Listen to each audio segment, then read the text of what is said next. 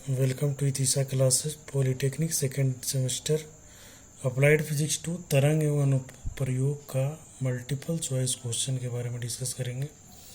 पहला सवाल है, ध्वनि तरंगे होती है अनुदैर्घ्य, अनुप्रस्थ, अंशतः अनुप्रस्थ, कभी अनुदैर्घ्य कभी अनुप्रस्थ। तो ये अनुदैर्घ्य तरंगे होती है। ध्वनि जो होता है अनुदैर्घ्य तरंगे है।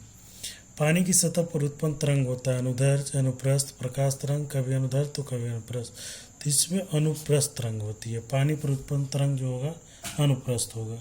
अनुप्रस्थ तरंग गति किस रूप में होती है? केवल श्रृंग के रूप में, केवल गर्त के रूप में, श्रृंग और गर्त रूप में, समान, संपीड़न और विरलन के रूप में। तो श्रृंग और गर्त दोनों के रूप में होती है समान रूप से अनुप्रस्थ तरंगे। एक शांत जलाशय में कागज की नाव को पलवन कर रही है, कागज की नाव पलवन कर रही है। अब यदि पत्थर का एक टुकड़ा फेंककर पानी में विक्षोभ उत्पन्न किया जाए तो नाव आगे बढ़ेगी, पीछे हटेगी, अपने स्थान पर आगे पीछे होगी, अपने स्थान पर ऊपर नीचे होगी, अपने स्थान पर ऊपर नीचे होगी। अनुदैर्घ्य तरंग की रचना होती है, कैसी होती है? केवल एक संपीड़न से, केवल एक विरलन से, एक संपीड़न एवं विरलन से, एक श्रृंग एवं गर्त से। तो ये होगा एक संपीड़न एवं एक विरलन से। अनुदैर्घ्य तरंगें उत्पन्न की जा सकती है केवल ठोस में, केवल द्रव में, केवल गैस में, ठोस, द्रव और गैस तीनों में। तो ठोस, द्रव और गैस तीनों में। एक ध्वनि तरंग का आवर्तकाल का मान 0.01 सेकेंड है। तो ध्वनि तरंग की आवृत्ति बराबर होता है n बराबर 1/t। तो 1/t करेंगे तो ये कितना हो जाएगा आपका 1000 हर्ट्ज के बराबर हो जाएगा। 1000 हर्ट्ज होगा। आपका तरंग में स्थानांतरण होता है केवल संवेग, केवल ऊर्जा एवं संवेग दोनों, कोई नहीं, ऊर्जा और संवेग दोनों होता है।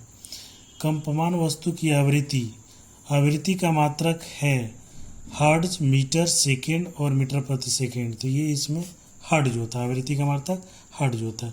कंपमान वस्तु की आवृत्ति का मात्रक होता है हर्ट्ज प्रति सेकेंड, हर्ट्ज, सेकेंड कोई नहीं, तो इसमें भी हर्ट्ज होगा। एक निर्वात पंखे पर 900 साइकिल प्रति मिनट लिखा है, तो इसकी आवृत्ति क्या होगी? तो 900 साइकिल प्रति मिनट। तो हर्ट्ज 1/t के रूप में करेंगे, यानी साइकिल है तो साइकिल आपका कितना हो जाएगा? 15 छक्का 90, यानी 15 हर्ट्ज के बराबर होगा। 60 से डिवाइड कर देंगे, साइकिल प्रति सेकंड होता है। एक तरंग एक माध्यम से दूसरे माध्यम में जाती है, तरंग नहीं बदलता है। आयाम, तरंग वेग, तरंगदैर्घ्य, आवृत्ति नहीं बदलता है। दो निरंतर श्रृंगों एवं गर्तों के बीच की लंबाई l है तो उसका तरंगदैर्घ्य होगा l, 2l, 3l, l/2। तो आपका डबल हो जाता है, यानी 2l होगा। पुरुष द्वारा उत्पन्न ध्वनि की आवृत्ति होती है 150 हर्ट्ज, 250 हर्ट्ज, 350 हर्ट्ज, कोई नहीं। तो इसमें कोई नहीं होना चाहिए। तरंगे किसी एक स्थान से अन्य स्थान तक किसी राशि x का स्थानांतर करती है, तो राशि x होगा। द्रव्यमान, वेग, तरंग दूरी और ऊर्जा होगा। प्रकाश की तरंगे होती है अनुदैर्घ्य, अनुप्रस्थ, अंशतः अनुदैर्घ्य और अनुप्रस्थ, कोई नहीं, तो इसमें अनुप्रस्थ होगा। प्रकाश की तरंगे अनुप्रस्थ होती है। तरंग गति में कण का महत्तम विस्थापन को क्या कहते हैं? तरंग गति में कण के महत्तम विस्थापन को आयाम कहते हैं, याद रख लीजिएगा। तरंगदैर्घ्य, आवृत्ति और तीव्रता आयाम होगा। ध्वनि तरंग का वेग महत्तम होगा हवा में, निर्वात में, तरल में, ठोस में। ध्वनि तरंग सबसे ज़्यादा आपका होता है महत्तम किसमें? आपका ठोस में होता है। अनुप्रस्थ तरंग की विशेषता यह है कि इसमें कण कंपन करते हैं, कण तरंग के साथ चलते हैं। कणों का कंपन तरंग के गमन के दिशा के लंबवत कोई नहीं। ये आपका सी ऑप्शन होगा, हमेशा लंबवत होता है। ध्वनि की तारता निर्भर करती है आयाम पर, आवृत्ति पर, कला पर, किसी पर नहीं। तो ये आवृत्ति पर तारता निर्भर।